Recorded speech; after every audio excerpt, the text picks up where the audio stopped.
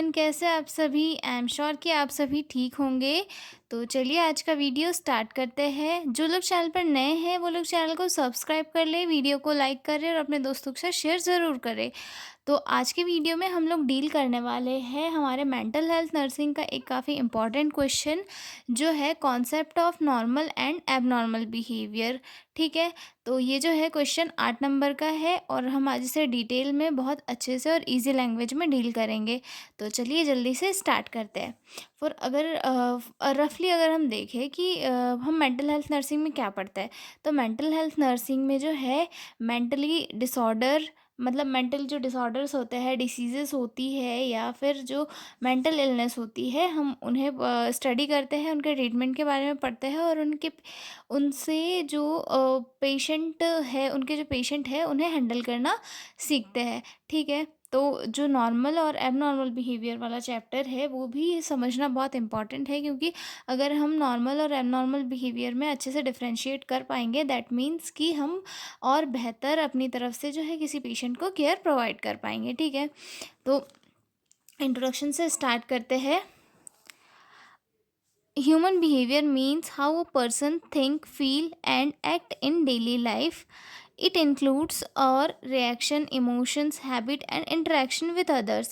Human behavior can vary from person to person depending on culture, environment and situation.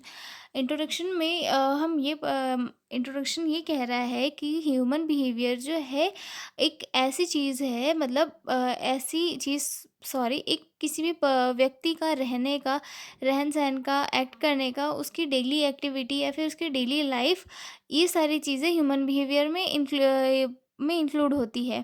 और इसमें किसी भी person के रिएक्शन, उसके इमोशन, उसकी हैबिट, उसका लोगों के साथ मिलना जुलना, वो कैसे मिल रहा है लोगों से, वो कैसे एक दूसरे से इंटरेक्ट कर रहा है, वो अपनी लाइफ में चलने वाले इवेंट्स को कैसे हैंडल कर रहा है, अच्छे से हैंडल कर रहा है या नहीं कर रहा है। तो ये सारी चीज़ें जो है किसी भी एक पर्सन का बिहेव दर्शाती है कि अगर हम कभी कभी देखते हैं ना कि यार कोई कोई पर्सन बहुत पॉजिटिव होता है, उसके लाइफ में कुछ भी हो जाए लेकिन वो ये सोचता है कि यार नहीं, मैं आगे चल के और ठीक कर लूँगा। और वहीं पर अगर दूसरा पर्सन हम देखें तो वो कहता है यार मेरी गाड़ी का एक्सीडेंट हो गया, अब तो मैं मर जाऊँगा। अब भले ही उसे चोट नहीं आई है पर वो ही सोचेगा अब मेरी गाड़ी का एक्सीडेंट हो गया, अब मैं कहीं नहीं जा पाऊँगा, अब मैं कुछ नहीं कर पाऊँगा, मेरा नुकसान हो गया, ये हो गया। ये सारी चीज़ें जो एक नेगेटिव पर्सन देखता है। तो हर किसी पर्सन की जो एक्टिविटी है, उसकी हैबिट है, उसके इमोशन है, उसके रिएक्शन है किसी भी चीज़ के, या फिर किसी चीज़ को हैंडल करने का तरीका है, ये सारी चीज़ें जो है किसी एक पर्सन का बिहेव दर्शाती है कि उसका बिहेवियर कैसा है। और ह्यूमन बिहेवियर जो है किस चीज़ पर डिपेंड करता है, एक जो जिस इन्वायरमेंट में रहता है वहाँ के इस पे उसका जो क्या कल्चर है और क्या सिचुएशन है, उस पे डिपेंड करता है। जैसे कि पुराने टाइम में क्या हुआ होता था कि जो मेल थे या फिर आदमी लोग थे, उनको घर में बड़ा माना जाता था, उनकी उनकी ही सुनवाई हुआ करती थी, क्योंकि उस टाइम पे वो कल्चर चलता था। आज के टाइम पे ये है कि आजकल जो पुरुष वर्ग है और महिला वर्ग है, ये दोनों फैमिलीज़ में ये सिमिलर इम्पोर्टेंस रखते हैं और दोनों अपने अपने पक्ष किसी चीज़ को लेके रखते हैं और उस पर फैमिली में वर्क किया जाता है। तो अभी का कल्चर है ये। तो ये सारी चीज़ें हैं कि ह्यूमन बिहेवियर के ऊपर एक तो इन्वायरमेंट अफेक्ट करता है, दूसरा उसका कल्चर करता है, तीसरा उसके आसपास की सिचुएशंस। ये सारी चीज़ें किसी भी पर्सन का ह्यूमन बिहेवियर डिसाइड करती है। ओके। अब आगे देखते हैं, what is behaviour. Behaviour is the way a person act, speak, feel and respond in different situation. मतलब बिहेवियर एक ऐसा वे है जिसमें जो है एक पर्सन कैसे एक्ट करता है, कैसे बोलता है, कैसे फील करता है और कैसे चीज़ों को लेके रिस्पॉन्ड करता है, और कैसे कैसे वो दूसरी दूसरी जो सिचुएशंस होती है उन्हें हैंडल करता है। तो ये सारी चीज़ें उसकी बिहेवियर को शो करती है। ठीक है। अब बिहेवियर के को किस टाइप से क्लासिफाई कर सकते हैं हम। बिहेवियर को दो टाइप से हम लोग क्लासिफाई कर सकते हैं जो हर किसी पर्सन में होता है। एक तो ओवर्ट होता है, दैट मीन्स कि विजिबल होता है, जो हर किसी को देता है। देन सेकंड आता है कवर्ड, दैट मीन्स हिडन, वो जो किसी को नहीं दिखाई देता, वो सिर्फ खुद को दिखाई, मतलब जो पर्सन है उसे खुद को दिखाई देता है। अगर हम खुद भी देखें अपने आप में, तो हम भी जो है औरों के सामने यार मन में किसी चीज़ की टेंशन चल रही है, लेकिन सामने वाले को हम बोलेंगे हाँ मैं बढ़िया हूँ, स्माइल करेंगे, उसके बाद बातें चीज़ें करेंगे, लेकिन मन में हमारे जो टेंशन है वो हम किसी को नहीं बताएँगे, वो सिर्फ़ हमारे मन में रहेगी। तो वो चीज़ें कवर्ट में आ जाएगी, और जो हम दूसरों से बातें कर रहे हैं विज़िबल है, वो ओवर्ट में आ जाएगी। ओवर्ट लाइक स्पीकिंग हो गया, वॉकिंग हो गया, स्माइलिंग हो गया, मतलब जो चीज़ें लोगों को दिख रही है ये ओवर्ट में आ जाती है, ठीक है। देन कवर्ट में आती है थिंकिंग, किसी की फीलिंग सैड और एनेक्शियस, मतलब कोई सैड है, कोई अंदर से हैप्पी है, या फिर कोई किसी चीज़ के बारे में सोच रहा है, तो ये सारी जो है हिडन में आती है, ठीक है। अब टाइप देख लेते हैं कि बिहेवियर किस टाइप का होता है, ठीक है। तो सबसे फर्स्ट आता है नॉर्मल बिहेवियर, देन सेकंड आता है abnormal behaviour. Normal behaviour that means कि एक जो नॉर्मल पर्सन होता है वो कैसे बिहेव करता है। Normal behaviour is the behaviour that is socially accepted, emotionally balanced and help the person adjust well in life. Normal behaviour एक ऐसा बिहेवियर है जो सोशली एक्सेप्टेड होता है, इमोशनली बैलेंस होता है, और पर्सन को अपनी लाइफ में अच्छे से एडजस्ट होने में हेल्प करता है, मतलब किसी टाइप की कोई कॉम्प्लिकेशन नहीं होती है, ठीक है।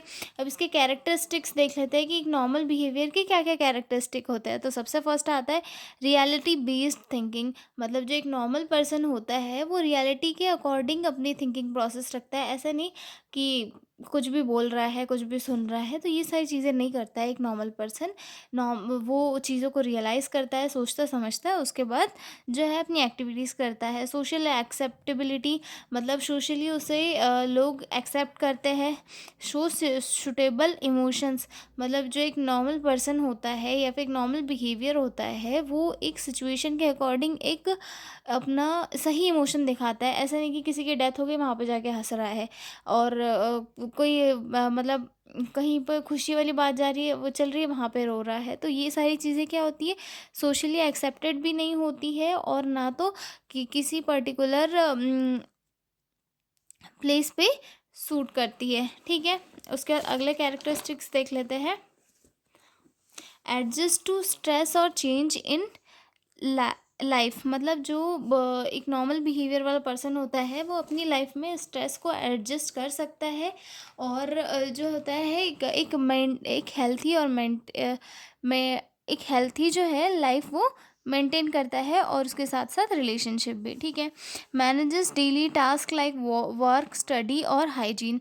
एक नॉर्मल बिहेवियर वाला पर्सन जो है अपनी डेली टास्क को अच्छे से मेंटेन करता है, जैसे कि वर्क करना हो गया, स्टडी हो गया, या फिर हाइजीन मेंटेन करना हो गया। तो ये सारे कैरेक्टरिस्टिक है एक नॉर्मल बिहेवियर की, यानी कि हमारे।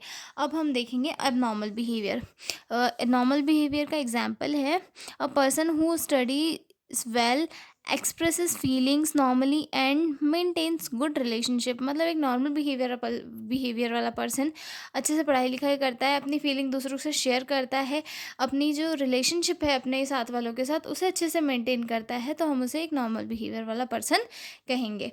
अब बात आती है अब नॉर्मल बिहेवियर की कि अब नॉर्मल बिहेवियर क्या है, ठीक है। Abnormal behavior is behavior that is unusual, disturbing, or harmful and interferes with daily life of social functioning। मतलब abnormal behavior एक ऐसा unusual behavior है जो कहीं ना कहीं disturbing होता है, harmful होता है, और लोगों को डेली एक्टिविटीज़ करने में जो होता है डिस्टर्ब करता है, और सोशल जो एक्टिविटीज़ होती है उन्हें भी डिस्टर्ब करता है, ठीक है। फिर इसके कैरेक्टरिस्टिक्स के थ्रू हम इसे समझ सकते हैं। सबसे फर्स्ट तो है the loss of contact with reality. जो भी पर्सन अपना जिसका एब नॉर्मल बिहेवियर होता है, या फिर उसे कोई मेंटल डिसेबिलिटी होती है, तो वो सबसे फर्स्ट तो रियलिटी से अपना कांटेक्ट छोड़ देता है। मतलब रियलिटी का उसे कुछ अता पता नहीं रहता है कि यार रियल क्या है, मैं क्या हूँ, किस प्लेस में हूँ, कौन सी चीज़ चल रही है, ये सारी चीज़ें उससे उसे कोई मतलब नहीं होता। उसके दिमाग की एक अलग ही थिंकिंग होती है, और उस थॉट प्रोसेस पर ही वो वर्क करता है। इमोशनली डिस्टर्बेंस दैट मीन्स कि जो सही सिचुएशन है वहाँ पर सही इमोशन नहीं दिखाकर कुछ भी करना, okay. Mall adaptive behaviour that means कि वो नए चेंजेस उसकी लाइफ में आ रहे हैं, तो उन्हें जो है उनके साथ कोऑपरेट नहीं कर पा रहा है, दूसरों के साथ वो कोऑपरेट नहीं कॉपरेट नहीं कर पा रहा है, okay. Poor social skill, social interaction उसका पुअर है। अनप्रिडिक्टेबल एक्शंस, मतलब कभी भी कोई भी एक्शन कर देता है एबनॉर्मल बिहेवियर पर्सन। और लैक ऑफ इंसाइट, मतलब उसके अंदर इंसाइट जो है बिल्कुल भी कम होगा, ठीक है। फॉर एग्जांपल के लिए अगर हम देखें, a person talking to unseen people, refusing to eat due to fear of being poisoned। That means कि अगर फॉर एग्जांपल के लिए हम देखें कि अगर कोई पर्सन है वो मतलब अदृश्य चीज़ों से बात कर रहा है, पगला रहा है, खाना नहीं खा रहा है क्योंकि उसे डर लग रहा है कि इस खाने से मैं बीमार हो जाऊंगा या मेरी मौत हो जाएगी। तो ये सारी एक्टिविटीज़ जो है एक एबनॉर्मल एक्टिविटीज़ है जिन्हें हम एबनॉर्मल बिहेवियर के अंदर इंक्लूड कर सकते हैं, ठीक है। अब एबनॉर्मल बिहेवियर के ऊपर कुछ मॉडल्स है जो साइकेट्रिक के सिलेबस में इंक्लूड किए गए हैं। तो हम लोग इन मॉडल को काफ़ी शॉर्ट में और इजी में डिस्कस कर लेते हैं, ठीक है।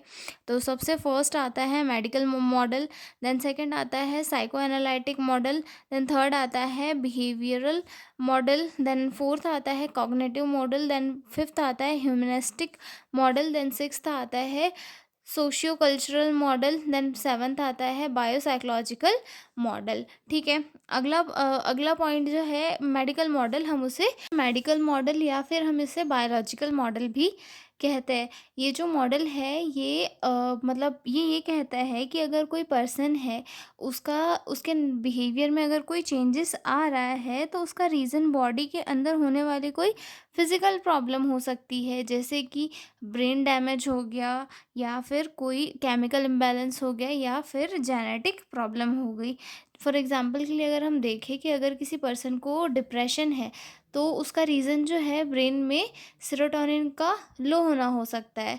तो मेडिकल मॉडल या फिर बायोलॉजिकल मॉडल के अकॉर्डिंग यही कहा जा रहा है कि अगर ब्रेन में कोई भी बिहेवियर में कोई भी दिक्कत है तो उसका कॉज ब्रेन में होने वाली कोई दिक्कत हो सकती है, जैसे कि केमिकल इम्बैलेंस हो गया या फिर ब्रेन डैमेज हो गया, ठीक है। फोकस ऑन बायोलॉजिकल और physical causes of behaviour. Abnormal behaviour is due to brain damage, genetic issues और chemical imbalance. Mental illness is treated like physical disease, मतलब ये जो मॉडल है ये भी कह रहा है कि मेंटल इलनेस को फिजिकल डिसीज के जैसे ही ट्रीट किया जा सकता है, क्योंकि ये भी वैसे ही कॉज हो रही है कि हमारे शरीर में कोई मतलब फिजिकली दिक्कत आती है तो हम उसे उसका ट्रीटमेंट कर लेते हैं। वैसे ही वैसे ही जो है बिहेवियर में अगर कोई दिक्कत आ रही है तो उसे फिजिकल प्रॉब्लम की तरह हम लोग ट्रीट कर सकते हैं, ठीक है।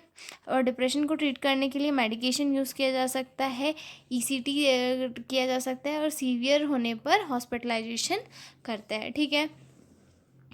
अब उसके बाद सेकंड मॉडल आता है psycho analytic model. Psycho analytic model जो है इसे सिगमंड फ्रॉइड ने दिया था, और इसे जो है एक फ्रूट्स थ्योरी के नाम से भी जाना जाता है।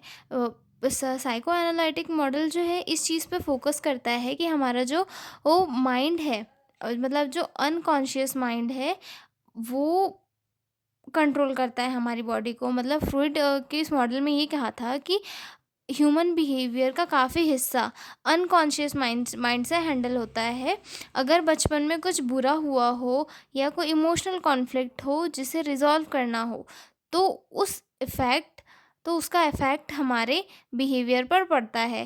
दैट मीन्स कि मतलब फ्रूइड के अकॉर्डिंग ये कहना है कि कोई भी जो पर्सन है, अगर उसके बचपन में या फिर अर्ली एज में कोई ऐसी चीज़ें क्रिएट हुई हो जिसका ट्रॉमा उसे बहुत ज़्यादा लग गया हो, तो वो चीज़ें उसे लाइफ टाइम तक ट्रिगर करती है और उसके बिहेवियर पर अफेक्ट डालती है, ठीक है। Focus on unconscious mind and early childhood experience. Abnormal behaviour is due to unresolved inner conflict और ट्रॉमा, मतलब बचपन में अगर कोई ऐसी चीज़ हो गई हो जिसे वो भूल नहीं पा रहा हो और वो चीज़ें उस टाइम पे रिजॉल्व नहीं हो, तो उसके कारण जो है उसे लाइफ टाइम तक चीज़ें हैंडल करनी पड़ सकती है, ठीक है। इसका ट्रीटमेंट साइको एनालिसिस हो सकता है, टॉक थेरेपी हो सकती है, या फिर ड्रीम एनालिसिस हो सकता है, ठीक है। उसके बाद थर्ड मॉडल देखते हैं बिहेवियरल मॉडल। इसमें जो होता है, इसमें ये कह रहा है कि according to the behaviour model behaviour is learn through experience, मतलब बिहेवियर मॉडल ये कह रहा है कि किसी भी पर्सन का जो बिहेवियर है वो उसके सीखे हुए एक्सपीरियंस पर डिपेंड करता है। मतलब वो अपनी लाइफ में क्या क्या चीज़ें एक्सपीरियंस कर रहा है, उसके थ्रू, उसके अकॉर्डिंग ही या फिर उसके थ्रू ही उसका जो बिहेवियर है वो बनता जाता है। Abnormal behaviour is learn the same way as normal behaviour via reinforcement और पनिशमेंट। मतलब एबनॉर्मल बिहेवियर जो है वो नॉर्मल बिहेवियर की तरह ही सीखा जाता है। मतलब कि अगर हम किसी कोई पर्सन है और वो दो बच्चे हैं मान लो, अगर हम दो बच्चे मान लिए और एक पर्सन है, एक फर्स्ट वाला जो बच्चा है उसे वो उसका टीचर या फिर वो जो गार्जियन जो भी है वो अच्छे से ट्रीट कर रहा है, और सेकंड वाला जो है उसे अच्छे से ट्रीट नहीं कर रहा है, हर चीज़ पे उसे पनिशमेंट दे रहा है, हर चीज़ पे जो है उसके साथ बुरा कर रहा है। तो वहीं पे ये जो दूसरा वाला बच्चा है वो एबनॉर्मल बिहेवियर सीखेगा, देन फर्स्ट वाला जो है नॉर्मल बिहेवियर सीखेगा, क्योंकि सेकंड वाले के माइंड पे जो है ज़्यादा गलत प्रेशर पड़ रहा है और फर्स्ट वाले पे के माइंड पे जो है अच्छा प्रेशर पड़ रहा है। तो बिहेवियर मॉडल के अकॉर्डिंग ये सिखा रहा है कि जो पर्सन अपने लाइफ में जैसे जैसे जो इवेंट है वो देखता है, तो उसके जैसे ही वो अपनी लाइफ में अपने बिहेवियर को शो करता है। ठीक है, फॉर एग्जाम्पल के लिए अगर हम देखें, a person fear dog because of a bad past experience. मतलब अगर कोई फॉर एग्जांपल के लिए अगर हम देखें कि कोई पर्सन है उसे कुत्तों से डर लगता है, क्यों लगता है, क्योंकि उसके जो बचपन में या फिर उसके लाइफ में उसका एक काफ़ी कोई बैड टाइम रहा होगा जिसमें डॉग ने उसे हार्म किया होगा, बाइट कर लिया होगा। तो ये सारी चीज़ें उसके लाइफ में हुई होगी जिसके कारण जो है वो कुत्तों के साथ अच्छे से नहीं रहता है या फिर वो उन्हें उससे डर लगता है। ठीक है, अब फोर्थ मॉडल देखते हैं, कॉग्निटिव मॉडल। ठीक है, कॉग्निटिव मॉडल क्या कहता है, कॉग्निटिव मॉडल जो है किसी भी पर्सन की थिंकिंग पे पैटर्न्स और उसकी जो बिलीव्स है उस पर डिपेंड करता है। ये मॉडल ये कहता है कि सोचने का तरीका अगर गलत हो जाए तो व्यक्ति का बिहेवियर भी एबनॉर्मल हो जाता है। एग्जाम्पल के लिए अगर कोई पेशेंट बार बार सोचता है मैं बेकार हूँ, मैं बेकार हूँ, तो उसे डिप्रेशन हो सकता है। दैट मीन्स कॉग्निटिव मॉडल ये कह रहा है कि जो व्यक्ति जैसा सोचता और करता है वो वैसे ही बन जाता है। यानी कि अगर हमारे दिमाग में ये चीज़ें लाएंगे कि हम खराब है, मैं ये नहीं कर सकता, मैं वो नहीं कर सकता, तो वही चीज़ें उसकी लाइफ में आती है, उसका बिहेवियर भी उसी तरीके से जो है चेंज हो जाता है। ठीक है, abnormal behaviour happen due to negative thought, wrong wrong beliefs. ठीक है, एबनॉर्मल बिहेवियर जो है वो नेगेटिव थॉट्स, रॉन्ग बिलीव्स के अकॉर्डिंग आता है। ठीक है, कोई पर्सन सोचता है I am worthless thinking may lead to depression, मतलब मैं खराब हूँ, दैट मीन्स कि उसे जो है धीरे धीरे उसके दिमाग में ये चीज़ें ट्रिगर करने लग जाएगी और वो अपने आप को ही बुरा बना लेगा। ठीक है, देन आगे अगला मॉडल है, इसीलिए फोर्थ मॉडल हमें ये समझा रहा है कि आप अपने बारे में अच्छा सोचो तो वो आपकी लाइफ में भी अच्छा ही होगा। ठीक है, फिफ्थ वाला जो मॉडल है वो ह्यूमनिस्टिक मॉडल है। ह्यूमनिस्टिक मॉडल ये क्या क्या कहता है, ह्यूमनिस्टिक मॉडल, तो ह्यूमनिस्टिक मॉडल जो है वो ये कह रहा है कि अगर व्यक्ति में ग्रो करने की नेचुरल एबिलिटी होती है, लेकिन जब उसे सामान, प्यार का या सपोर्ट नहीं मिलता है तो अबनॉर्मल बिहेवियर जो है डेवलप हो सकता है। यानी कि ये जो मॉडल है ये कह रहा है कि हर किसी व्यक्ति में जो है ग्रो करने की नेचुरल एबिलिटी होती है, लेकिन जब उसे पॉजिटिव सम्मान या फिर प्यार नहीं मिल पाता है तो उस टाइम पे वो एबनॉर्मल बिहेवियर शो करने लग जाता है। Focus on free will, personal growth, and self actualization. Abnormal behavior occurs when a person is blocked from growth or self worth. Stress can on creating a supportive environment. That means कि अगर कोई person है उसकी life में वो grow कर रहा है लेकिन धीरे धीरे उसकी लाइफ में कुछ ऐसी चीज़ें क्रिएट हो जा रही है जिसके कारण उसके दिमाग पे ज़्यादा प्रेशर पड़ रहा है, तो वहाँ पे जो पर्सन है वो ज़्यादा स्ट्रेस में आ जाता है और स्ट्रेस के कारण ही जो है उसके कार उसकी उसकी उसका जो नेचर है वो धीरे धीरे एबनॉर्मल हो जाता है। ठीक है। अगला अगला जो मॉडल है वो है socio culture model. Socio culture model से हम क्या समझते हैं, दैट मीन्स हमारी सोसाइटी, हमारा कल्चर। ठीक है। ये मॉडल ये कहता है कि अगर कोई व्यक्ति का बिहेवियर सोसाइटी पर कल्चर पर और फैमिली इन्वायरमेंट पर डिपेंड करता है, मतलब फैमिली इन्वायरमेंट या फिर सोसाइटी या फिर जो उसके आसपास का इन्वायरमेंट है, ये सारी चीज़ें उस पे जो है एक डीपली इफेक्ट डालती है। मतलब उसका नेचर, बिहेवियर, एक्ट करने का तरीका, हैबिट, वो सारी चीज़ें इन सब पर बेस्ड होती है। ठीक है। फॉर एग्जाम्पल के लिए अगर हम देखें